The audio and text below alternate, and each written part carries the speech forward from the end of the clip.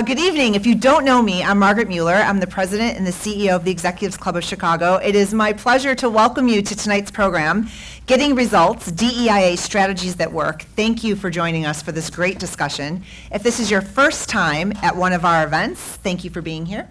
We encourage you to expand your relationship with the club by joining one of our other upcoming programs and also exploring membership. We have plenty of members of the team here. They all have white badges, and anyone with a member tag on their badge would also be happy to talk to you about membership as well.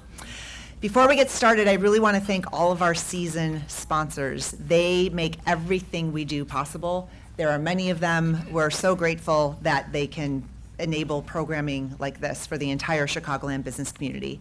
A special thanks to our featured sponsors today, Baker McKenzie, Deloitte, and Jellyvision. And then of course, I want to thank Mesero for generously hosting us in this fantastic space. Thank you so much, Mesero.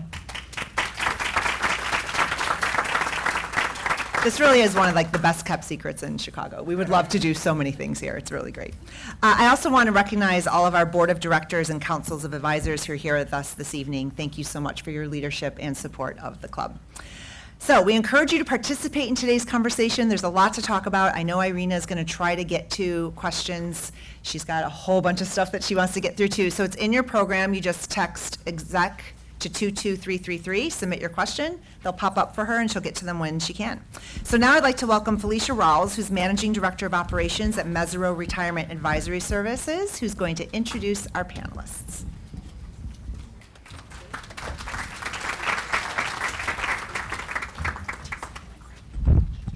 Good evening, everyone, or afternoon. It's like that weird time. You don't know what time it is. I wouldn't do that. She did a good job. Yeah, very impressive. I'm Felicia Rawls, as mentioned, Managing Director within Mesero's Retirement Advisory Services Group. I'm also the chair of our DEI Council. And Mesero is proud of its longstanding relationship with the Executives Club, and we are so happy to be hosting today's program. I am super excited to welcome our incredible panel of experts to the program today. Joining us are T.C.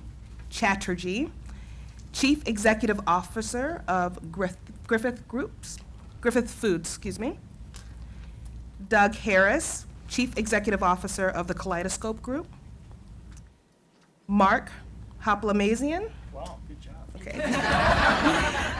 President and Chief Executive Officer of Hyatt. And our moderator today is Irina Konstantinovsky. Great job. Thank you. Executive Vice President. Executive Vice President, Chief Human Resources and Chief Diversity Officer at Horizon. I want a new name.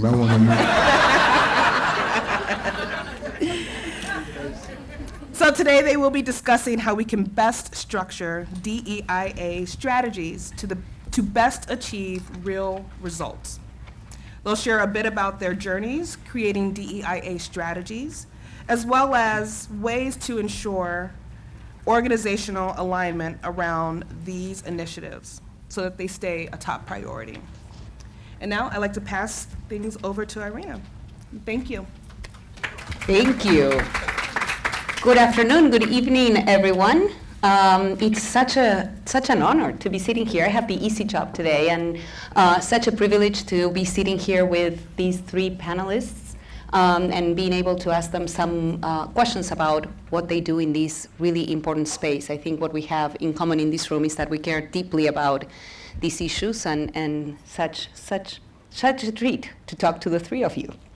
So I'm going to start with you, TC. And diversity, inclusion, equity, all of these are so critical for business success. Tell us a little bit about what you've done at Griffith Food to create these strategies. Sure, Irina. Let me spend first of all, it's so great to be here and so great to be here with all of you, and thank you for having me.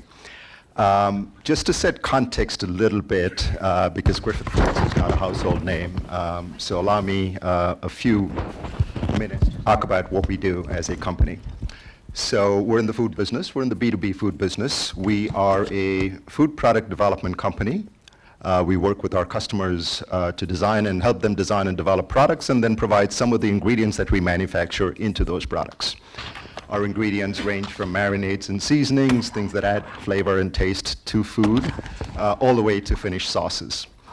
Our customers are other food companies, large and small, restaurant chains around the world. We operate in about 45 countries, 26 of which we have manufacturing locations in. So that's a little bit about us as context setting. We've been in business for about 104 years now, headquartered here in Chicago, family-owned, privately held. About 8 or so years ago, we took a step back and asked ourselves the why question. Why do we exist as a company? Not because there was an existential crisis or anything of that sort. We were very successful then, but we felt it was important for us to take that step back, and that led us to articulating our purpose, which we articulate as we blend care and creativity to nourish the world. 2 parts to our purpose statement. The first part is, what do we think we are good at? We've been in the blending business. We blend ingredients and recipes for our customers for 100 years, and we believe we've acquired skills and capabilities there. The second part of our purpose statement is, how do we take that which we are good at and deploy it into meeting a need in the world? Lots of needs in the world as a food company. The one that we are looking to make a difference toward, we feel there's a responsibility we have, is toward nourishing the world. Higher level ask than just feeding the world. All of that is connected to our DEIA, that's the terminology we use, diversity, inclusion, belonging, and equity. And the reason I started with that is because one of our quests has been, and we're still on a journey, which we've just started, is to connect everything we do as an organization to our purpose. We want to be honest with ourselves in saying everything we do is either directly related to our purpose or is influenced by our purpose. And we've been on a journey of living our purpose. And that's how integrated DEIA is through this entire process of us. And that's how we've positioned it. For example, we say purpose is our North Star. Our strategy comes from our purpose through the lens of our sustainability platform and through the lens of our values. In each of those areas, DEIA, what we've been attempting to do is integrate diversity and inclusion into that process.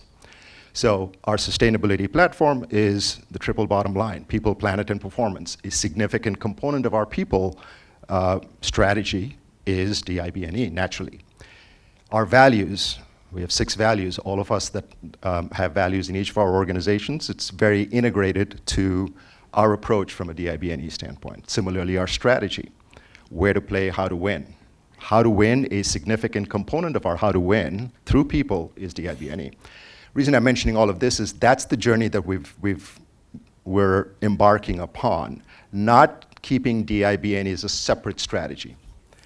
Not something that when we get to it, there's our business strategy, and oh, by the way, there's diversity, inclusion, belonging. Our firm belief is that's not the right way to approach it, because it can't be one other thing. It has to be very much integrated into what we do. And that's the basis of all of the programs, all of the tactics that we are now implementing slowly but surely. I will also say this, that we are at the beginning portions of this journey, and we continue to evolve and continue to learn. So that's kind of the approach that we're taking through our organization. That's wonderful. We'll talk a little bit more about that journey in a minute, but it is a journey. So Mark, tell us where Hyatt is in that journey, and why are you passionate about it? Well, I'm a little inspired and surprised because 8 years ago, we did the same thing you did.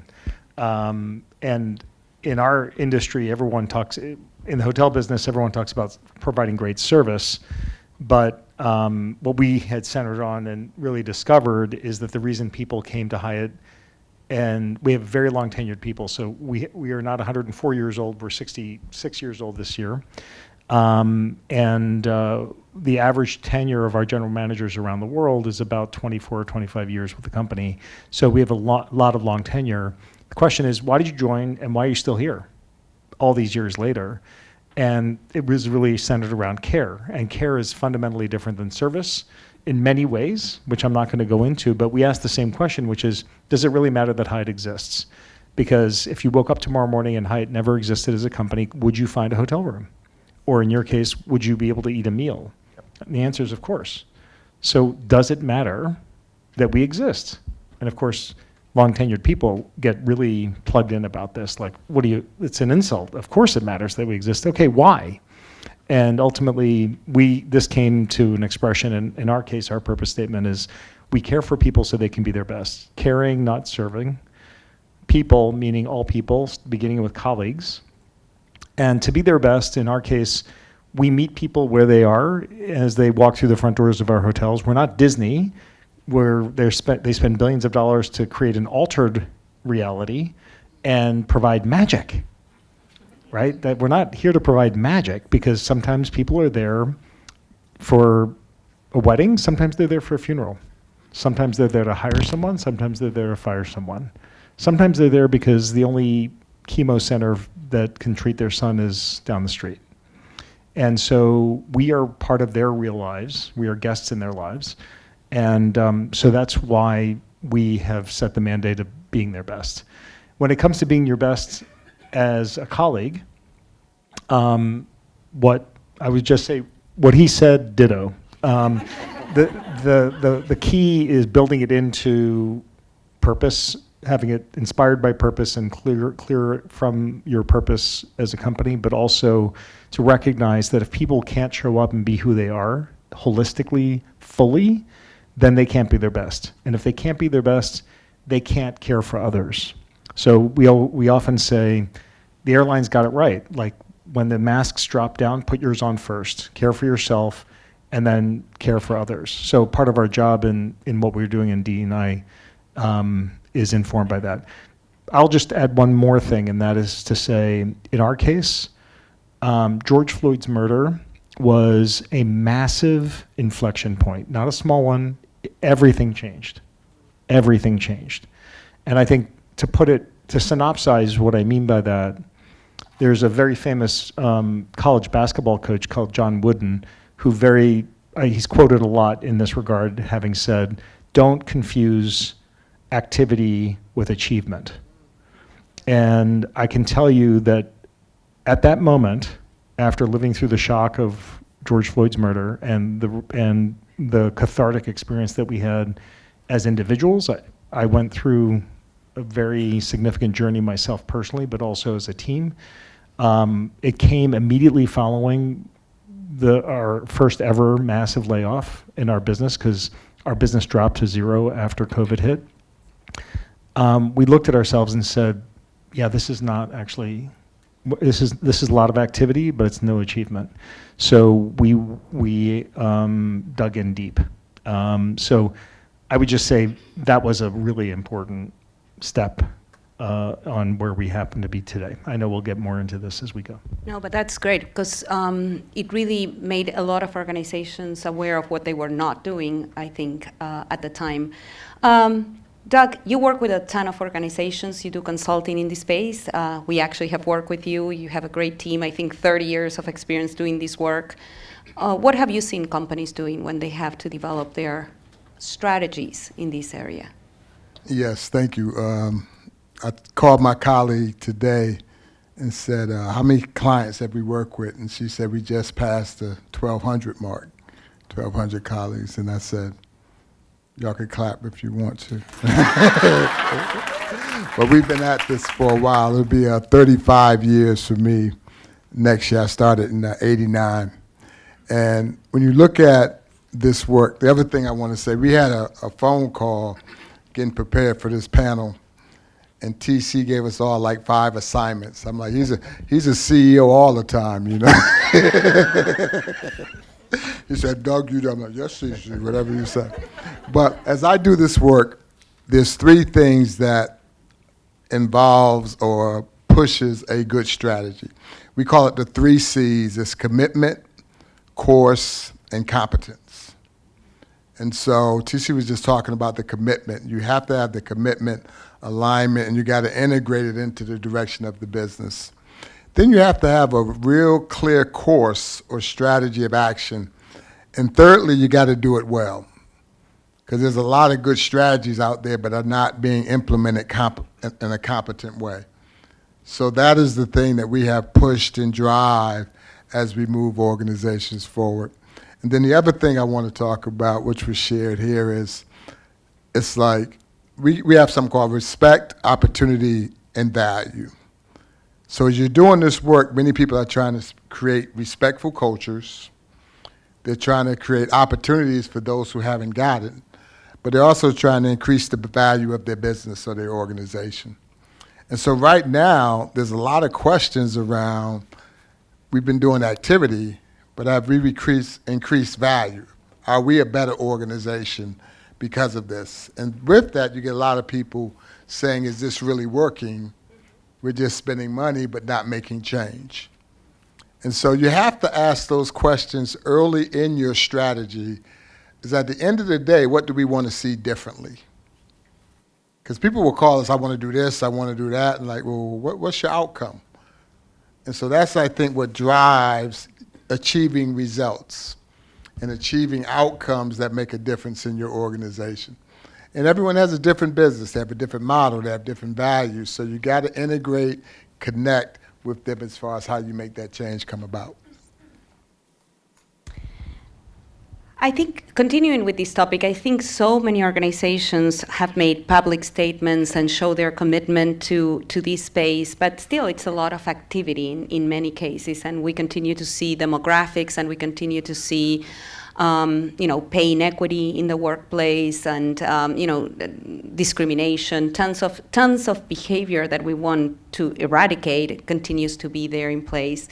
My question to you is, how do we create strategies that have the best chance of succeeding? And how do we bring along people who are resistant, might nod their heads along the way as we say some of these things, because that's kind of what they learn to do. But how do we bring people along the way? And Mark, maybe I start with you on that question.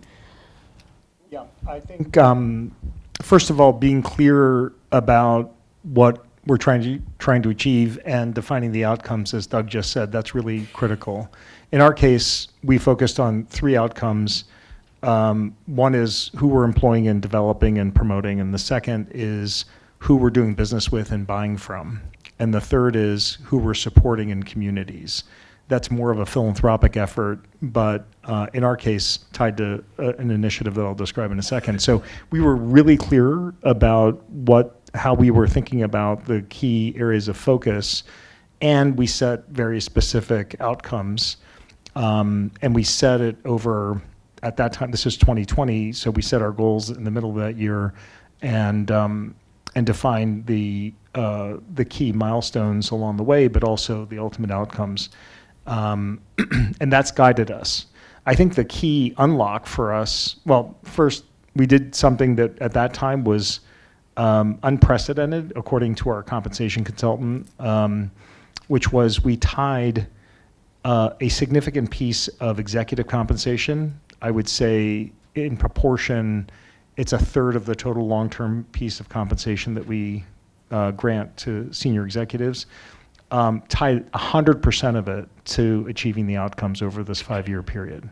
So, which is not really commonplace, but then we pushed down tying compensation for executives below the senior team, the executive team, to achievement along these lines. So I would say it was definitely driven through that lens. Not that just because you're getting paid for it, you're going to end up doing it, but it's important that they understand, everyone understands that it's important enough to the company that we are tying it to compensation, and that's how we think that's how we think about it from an adding value perspective. But we set very definitive goals in the process. I think the key unlock was to push down the responsibility of developing plans, because we can set those outcomes, we can set the milestones and the ultimate KPIs that you're trying to achieve, and we can create the incentive programs. What we should not be doing from Chicago, we have 13 or 1,400 hotels, somewhere in that range, in 70 countries around the world, and 190,000 employees. So to architect what we're doing in Dubai or in Frankfurt or in Hong Kong, sitting in Chicago is ridiculous. And the circumstances are evolving every day in different markets. 5 years ago, there were no female employees in our hotels in Saudi Arabia. Today, we have a huge proportion that are females coming into the business. So we pushed down the responsibility, and we had business leaders develop the plans, specific plans, with their teams to fully integrate it into how they were doing business. And that actually was the key unlock. So I would say pushing it down, putting the responsibility, delegating the responsibility out. And by the way, as it happens, when we rolled everything back up, we were achieving our goals. We're running ahead of our goals right now, but I'm highly confident we will meet all of them. But I don't think we would have gotten there if we tried to centrally architect it. Great lesson learned there. DC, Yeah, your so views? We're on a quest to turn head nodding into action. This is a topic where any conversation, senior leadership, middle management, gets a lot of head nods. Yeah, of course. Why wouldn't we do this? It's important for us to translate those head nods into, okay, what specifically are we going to be doing? And what does success look like, and how do we measure success? It's one of the things we've acknowledged is it's not a flip of the switch. It's something that requires planful action. One of the first things we did was took stock of where we are, did an honest assessment of, as honest as possible, assessment of where we are in the process. Did that evaluation, and no surprise to us, there were quite a few gaps right from the beginning. The mapping and gapping led to the first thing we wanted to do is, to the extent possible, get our house in order. Things such as doing a pay equity audit. We discovered there were quite a few things that were relatively easy to solve, but we really hadn't paid attention to it. And so things of that nature built up the momentum. And then we started by putting the infrastructure in place. A global council for DEIA with representation from all of our regions. And Mark just said this, a DEIA strategy developed in Chicago and a cookie cutter approach in China is not going to work. And we are aware of that. Having said that, though, yes, it is true that all of our countries, if I were to get $1 for every time I go around the world and I hear, yeah, TC, but we're different, I'd be a lot richer. Yes, there are differences, absolutely. But there are also lots of commonalities. So the approach we've taken is to have a common framework. Our DEIA strategy has kind of 4 elements to it: talent, organization, culture, community. Those 4 things are as sacrosanct as possible within regardless of where the businesses are. The execution against those, there's freedom within the framework. That's the way we're looking to approach that.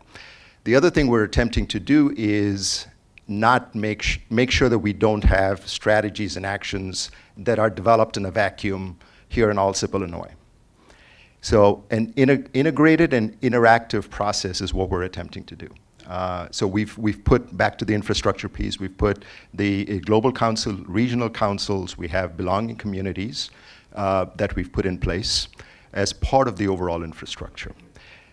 Doug talked about outcomes. Absolutely, completely agree with that. What I would add to that and build off of that is the outcomes cannot just be exclusive to the diversity, inclusion, belonging. The richer outcomes are when we connect those outcomes to the overall business outcomes. And that's what, because it can be, oh, we've done that, we've met that metric. Tick box, yay, look at us, look how great we are. That's not as sustainable as connecting it to here's why it's important. Here's how the quality of the actions that we're taking, the strategy, the overall business strategy. I believe that as leaders, one of our key roles is to connect the dots. How do we connect the dot between business strategy and the role of DEIA? And we give specific examples wherever possible. I'll give you one. One of our objectives by 2030 is to do more in terms of serving underserved, the underserved community. And the way we define underserved is both the nutritionally underserved as a food company as well as the economically underserved. And that's an example that we've used saying, okay, if that's our strategy and we're looking to serve the underserved, what is the basis by which we will understand the underserved communities? The best way to do that is to be as inclusive as possible in getting those insights. So that's one example at the strategic level. So it's not, again, back to what I said, there's business strategy and then there's, to the extent that we can, we're attempting to connect these two. Outcomes metrics, there are separate outcomes for DIB&E, but they're also connected to why we do business. One of the things we talk about is, yes, we're in business to make money. There's no two ways about it. But the how we make money is incredibly important to us. The why we make money is incredibly important to us. We want to be as successful as a business as we can be. Why? Because the more successful we are, the more impact we can create. And that's an important part of connecting these dots, if you will. That's how we're approaching it.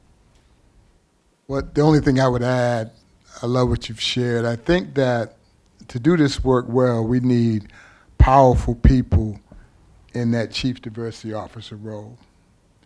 And we don't want them to do the work. We want them to teach you how to do the work as leaders. So sometimes we'll get powerful people say, I got one, let me go do my real work, and you do all the diversity work. But when you get powerful people and you give them the power to teach you, and I could just tell how good they sound that they've been taught. But that's what we need. You need to give them the wings to help you do the leadership, and then that's what leads to change. And I've had many organizations, unfortunately, over the years, when I've gone to the executive, I said, look, you're not going nowhere with this person. It ain't gonna happen. Yeah. So we need people in these roles who know change, push change, love the company. They're not sitting around crying. They love the company, want to see the company do well, and they're courageous enough to support you in a way where they're making you stronger to move that change forward. So that's also a key component of achieving that success. So someone in the audience says, do any of you have an example of strategies that did not work, and why? Yeah, 1,200 companies. A lot of them, I wouldn't say don't work, but they have to be reorganized, restructured, and they got to be told the truth. And I've had, over those 1,200 companies, there may have been 200 where I've said, okay, nice knowing you. This is my life. I've been doing this since I was a young man, and it means a lot. And I don't play around, and I don't want to play with nobody who is playing around. And so if the commitment isn't real, you have to make decisions around that. But I don't run as soon as there's a challenge. I want to help you through the challenge and hit the bumps with you and support you and put what's needed around you to move the issue forward. But when there's a misunderstanding and a lack of commitment and lack of alignment, many times it doesn't work. And it's my job to help them to understand what's needed to make it work. So, Jack, what's your biggest strategy when there's lack of commitment, when your client has lack of commitment? So normally I get paid to answer that question. But the reality is the foundation of my life is, I'm going to take a little slightly different angle, is love and truth. Love and truth. And when I see these things not working, there's games being played.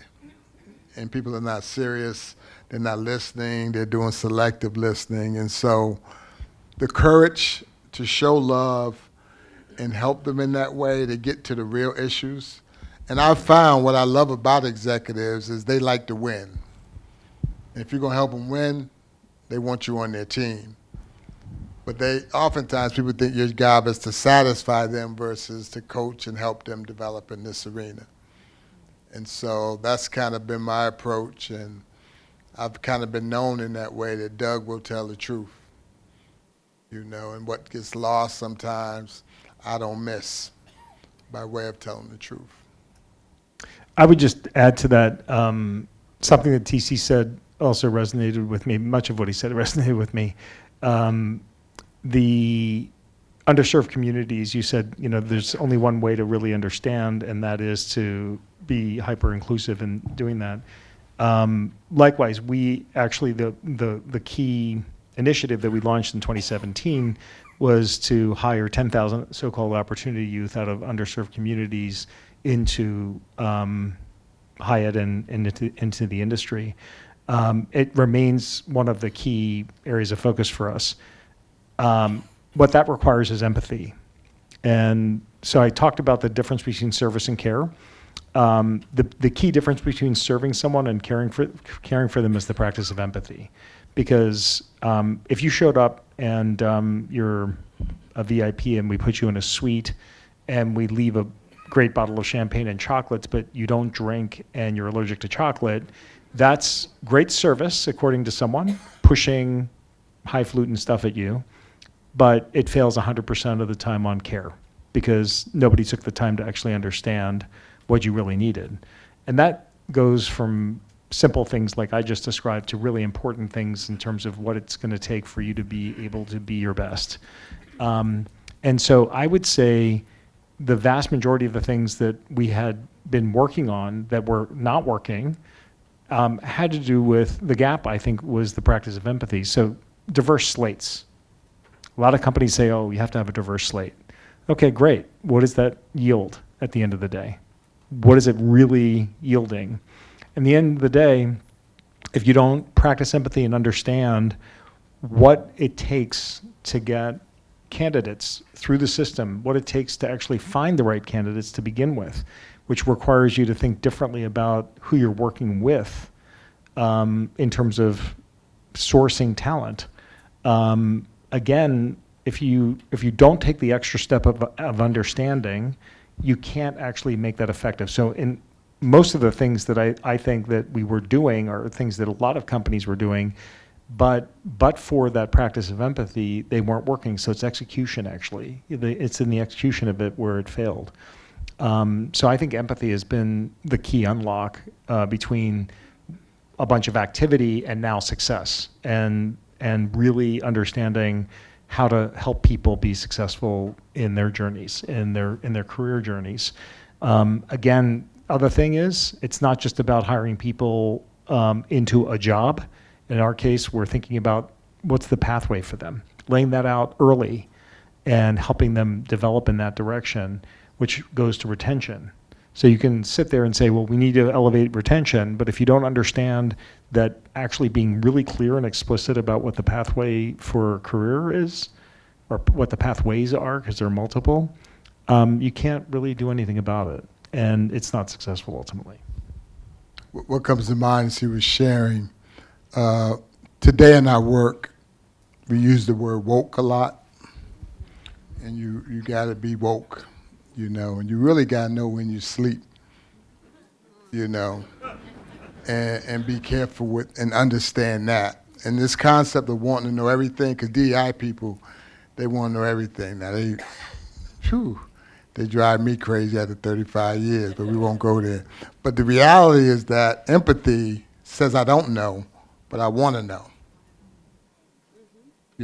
Trying to know everything, is not the best way to go. It's to be open to learn, be open to understand and grow through that. And that's when you see leaders who are committed like these two, reaching out to know more so they can do the right things based on understanding the environment they're doing it with, the people they're doing it with. Yeah. We talked about the role of the chief diversity officer, and still, a lot of pushback in some organizations about sort of the level that person is at, or where that reports, or where it has to report. How do you make it critical? And this is a question from the audience, critical to the CEOs or COOs. How do you make that role critical in the organization? And maybe I'll start with you guys. TC. The approach we're taking is to have that as a distributed responsibility, and here's what I mean by that. Our firm belief, I'll speak for myself. My firm belief is that one of the things that we need to guard against is diversity is someone's job. There's a chief diversity officer, she'll take care of it. I don't need to do anything. She'll tell me what to do.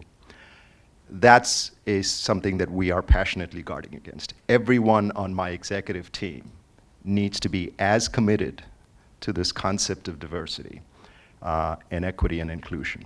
The best way to do that is to make that part of all of our jobs. And so this is ongoing debate and discussion that we're having. But where we are today is that the chief diversity officer role, responsibility really is distributed along all of the executive team here today. Wonderful. Yeah, I think, I love the way you presented that. The accountability has to be within the leadership. Yep. And then the support for the accountability can come from a chief diversity officer, anyone you have empathy with. But if the accountability is not within leadership, you're not getting change. And if they don't own it.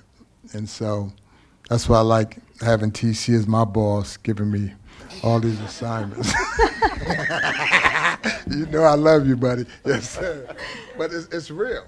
Thanks. Yeah, I strongly agree with that. I think the only thing I would add is that our global DE&I council is co-chaired. Actually, I'm a co-chair, and so too is our chief diversity officer. So, but I agree with what you said. It's that distributed responsibility and accountability is essential. And our job, my job included, is to support them and make sure that we're giving them the resources they need. But ultimately, they've got to deliver. Yeah, They got to feel it, and then they've got to plan it and execute against it. No question. Mark, I'm going to ask this question from you, and it's about supplier diversity, because this is an important pillar in any diversity strategy that our organizations have, and it's one that I know it's critical at Hyatt. So tell us a little bit about how you went about that and what you've done. You know, what lessons learned do you have for this group? Yeah, so we looked hard at this. Again, what happened right after George Floyd's murder was a huge.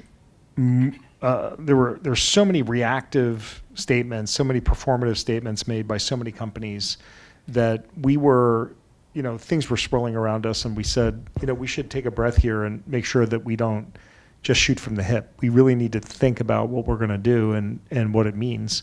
And the more we dug into it, the more that we recognized, and this did not, in the context of what the journey of the Black community has been in this country, has been, not surprising. I had been involved with the Commerce Department about 12 years ago on minority-owned business development and how the government could better support that.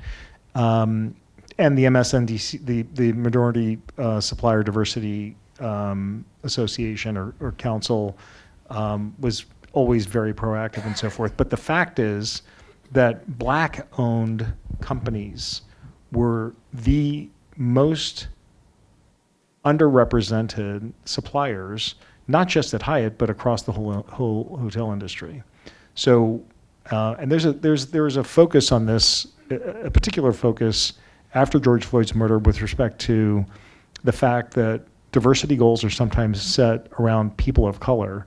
Well, oftentimes they're met through Asian or Latinx hires and businesses that you're supporting, but the Black community kept on being underrepresented in those statistics. So the way we actually set our goals included an overarching goal of doubling representation over this period of time for people of color and for women in leadership positions, but we also specifically said, and specifically including a doubling of Black representation.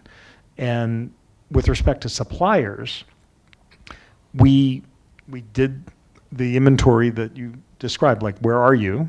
And I was shocked to see just how small the Black-owned business community was. I wasn't shocked to understand that it was a small community, but shocked to see how few we actually did business with. So we set a goal to say it's going to represent purchases from Black-owned businesses will represent 10% of total purchasing for the company. And what that triggered was, again, through the practice of empathy and distributed in a distributed way, local teams going out and finding Black-owned businesses that they could do business with. And what ended up happening is that in almost every single case, it was easy to do that first step, but helping them scale turned out to be the unlock. Because so many Black-owned businesses are not capable of scaling without help, whether that's future orders that, and by the way, payment terms. Like you can't pay a startup business or a business that's scaling on a 60 or 90-day basis. You have to pay them up front. They don't have working capital. Simple example. Having an order that you can now distribute across 700 hotels across the United States, as opposed to the 15 hotels that you have in Atlanta, makes a huge difference. So again, practice of empathy. So we ended this year, our 5-year goal was that we would get to this 10% spend rate. We're now at 35% with 500, and we've identified 500 businesses, 500 new suppliers, Black-owned suppliers.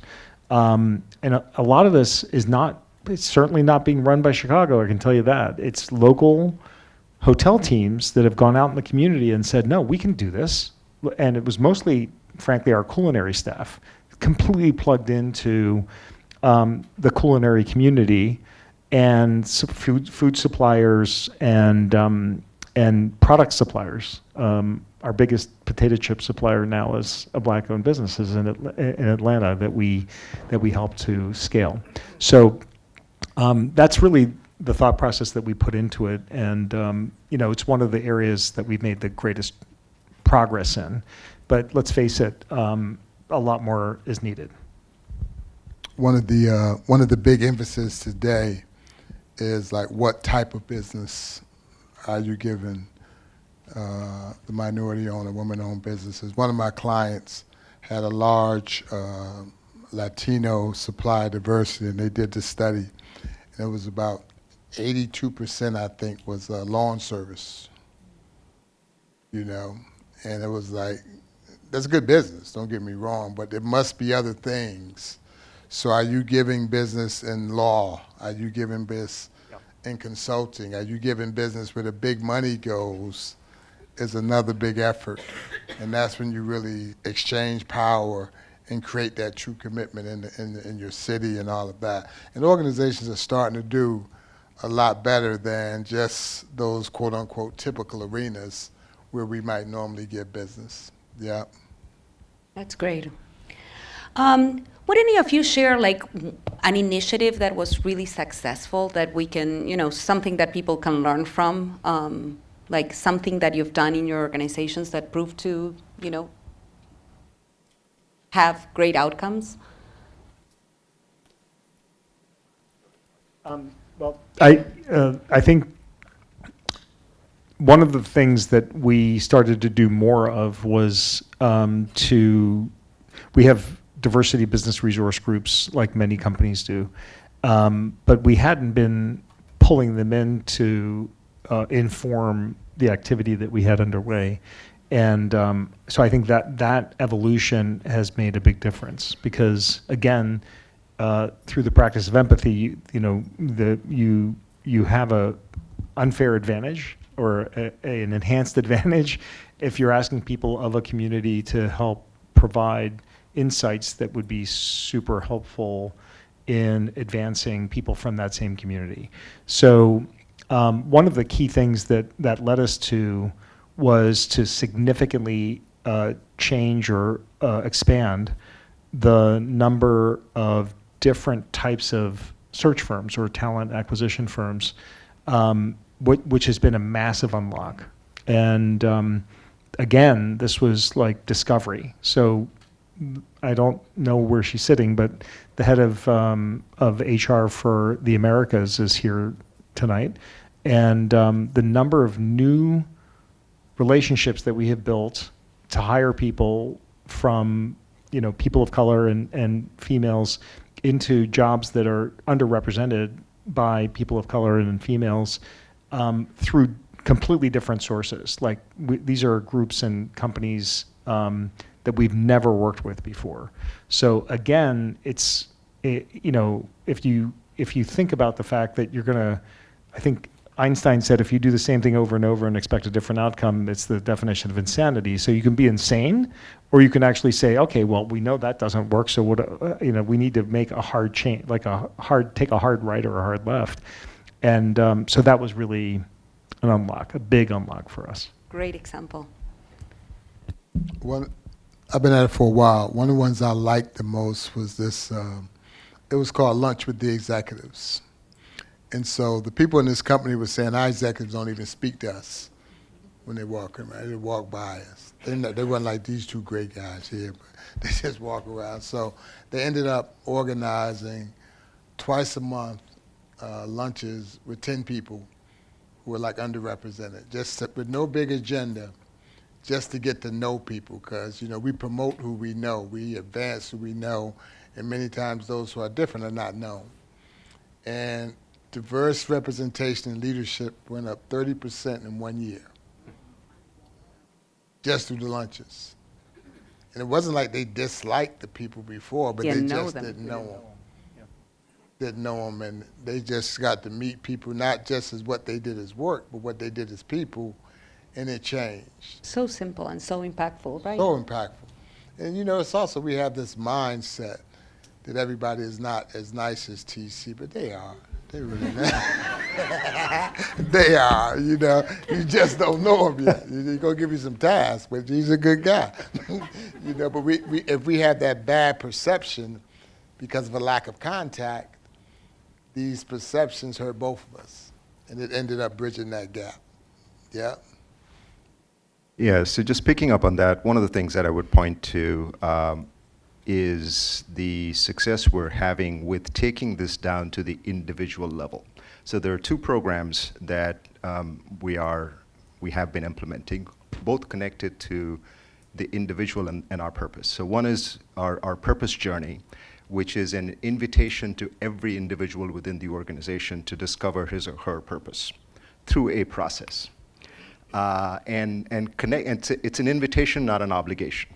You don't have to drink the Kool-Aid, so to speak. But should you choose to go through the same process that we as an organization went through, we have empowered our people throughout the organization through a process.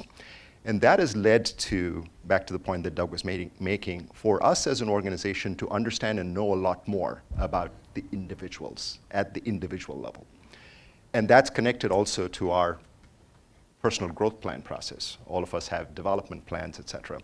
We're attempting at this point, and I will use the word attempting because I can't honestly point to here's the success, but we're on a journey, connecting these pieces. And that has led to a lot of discovery.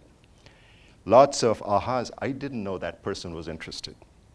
And that has led to us being able to now link our objectives of diversity and inclusion with individuals' personal growth plans, their purpose journey, and their communication to the organization. This is an area that I'm interested in. Here's an impact that I can make. And that's helped with our inclusion as well. So those are a few things that's work in process, but it has helped. That's awesome. Doug, I have a question from the audience about engaging hourly workers, and sometimes harder to get to them, just the type of job that they have and not reading emails and so forth. How have you seen organizations do that? Yeah, it's very interesting because there's two sides to it. Sometimes we'll limit what the potential of people are based on what they do now. And then other times we'll devalue what they do now because it's not as big as what we do. And so the voice of everyone is crucial. Now, hourly people don't want to go to executive meetings. They be asleep the whole time. You know what I mean? But when their work is at play and you want their ideas around what they do. I tell a story. This one guy, he was at it was a manufacturing facility. And so when you drove into the manufacturing facility, he ran the guard shack. So he came back to work over the weekend, and they changed the whole guard shack around. He spent 8 hours in every day. They said, oh, we got new technology. He was turning his head. People was going in behind him. They had the phone on the wrong side. So that was just disrespect of value. So I think we have to put value everywhere in the organization, especially when their voice is very important. And then you also have to know their purpose, as TC was saying, because there are people in positions possibly can do way more than what they're doing if we have the mindset to find that out. And so I believe in empowerment. You know, that's a word I love. And it's not that somebody needs to empower you, but you need to be empowered. We need to hear every voice and use every voice as a viable asset to drive the success of the organization. Yep. So this is an area that I have a couple of personal stories, experiences to relate. This is in the aftermath of the George Floyd murder, to Mark's point. When we were talking about the experience of the employee on the shop floor. And there was lots of learnings there. My going in, and I was personally involved, my going in assumption was, generally we're doing things right. You know, we have this purpose, we've been talking about it. And it was, for me, very interesting and very powerful learning that led to the start of our first employee resource group, the Belonging Community, which is, now we have more, but we started with the African American community. And it came from the learning that we had as executives and as individuals, talking to and listening, not talking to, but more listening to people on the shop floor. And it was incredibly important for us to understand that what we thought was happening was completely different than the way it was being experienced. And that was even more, and that was, as we all know, that was a very palpable tension there. And so things that we were talking about didn't resonate. Despite best intent, this was not about intent. This was about the outcome and the experience of the employee on the shop floor. And that has led to significant changes. For example, one that happened, we thought that the plant manager in this particular plant was doing a very good job. Through this process and through the town halls that we had, we discovered that there were a lot of practices that really weren't in keeping with what we thought our ideals were. And that was significant learning, would not have happened if we had not paused to listen. And that's one of those things that's incredibly important in this. One of the challenges that we still have within the organization. There's a lot of stuff that we think we're doing right, but we don't stop to pause to say, okay, how is that being experienced? And that's one of those things that we want to keep learning from as we're going through this process. I think I have a last question for all three of you, and it's, if you could leave the audience with one action or piece of advice about how to strengthen their DEI initiatives, whatever letters we use in our organizations to denote this kind of work that we all do. If you had one piece of advice, what would that be, Mark? There's no getting around one fact, and that is, as far as I'm concerned, I don't think you can be successful unless you're personally committed.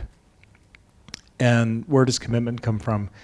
It comes from empathy and understanding and so forth. But so programmatically, what we said was, in addition to giving money to community organizations, we were going to commit volunteer time to help organizations, especially organizations serving the Black community, to build capacity to be more successful. These are community-based organizations primarily.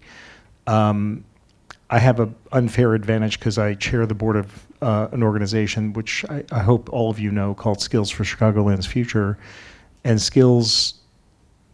what Skills does is actually helps to bring people from underserved communities, primarily on the south and west side of Chicago, into jobs.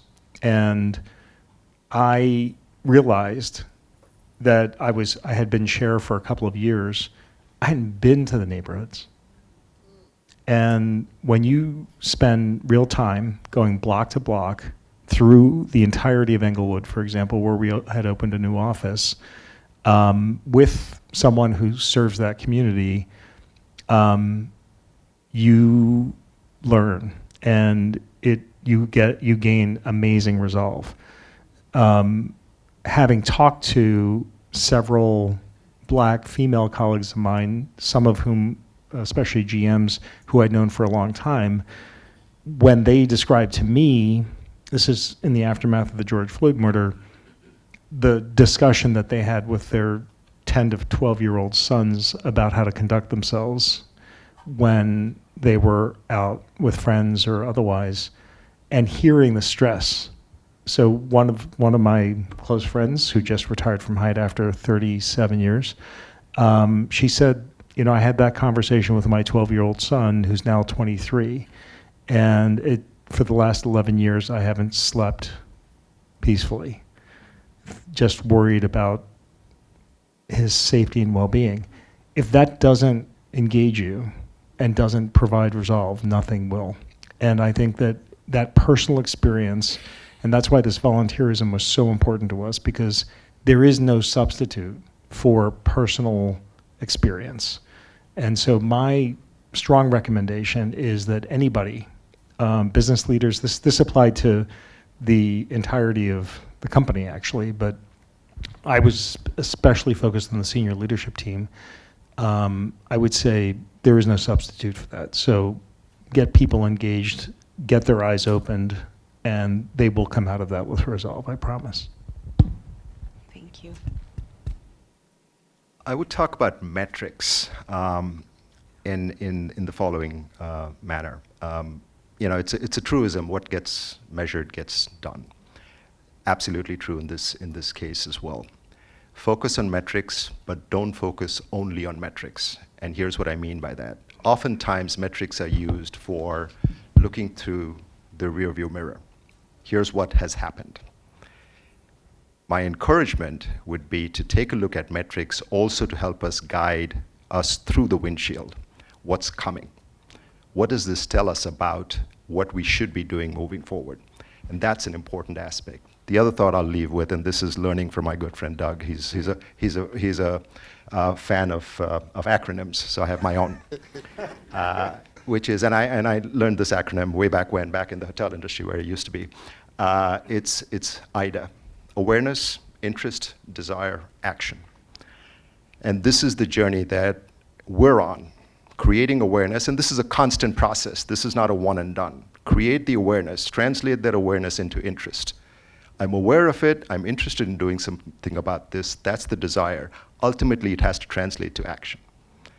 And that's an important paradigm that we've been working on to figure out how best to continue down the next steps in our journey. I like this guy. I think I'm in alignment, really enjoyed being with you too, man, for sure. I often ask my executives, what's one thing I can do to do this work well? So my typical answer is find some new friends, because your circle's too limited, man. You can't learn that much with that group. You got to get some new people in that group that will give different insights to you. And then the second piece I talk a lot about, you can't be fearful to have a focus in an area of pain. So we worry a lot. If I focus on them, well, what this group going to think?